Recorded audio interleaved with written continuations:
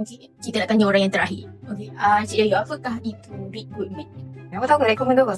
Yang saya tahu recruitment tu macam saya pergi interview, lepas tu kalau ada call, dapat, tak dapat, saya cek kerja lain. Itu sebagai pekerja lah, abang cakap POB. Okay. Untuk majikan-majikan biasanya proses dia sebenarnya adalah lebih dalam, lebih panjang. Okay. Kepada majikan-majikan yang kat luar sana yang mungkin dia memang terdesak nak cari pekerja, jadi mungkin dia punya proses tu pendek dan boleh jadi dia salah pilih calon.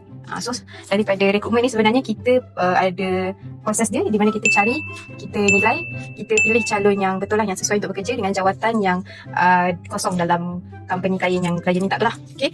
So basically dalam pada kita buat proses tu semua, kita boleh tahu background check untuk calon.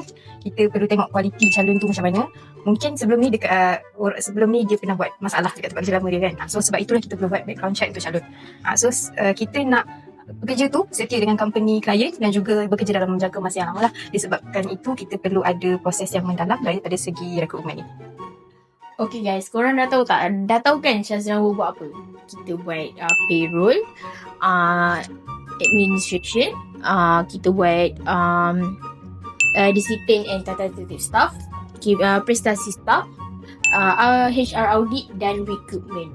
So kepada company-company luar sana yang memerlukan servis kami, boleh hubungi kami sekarang.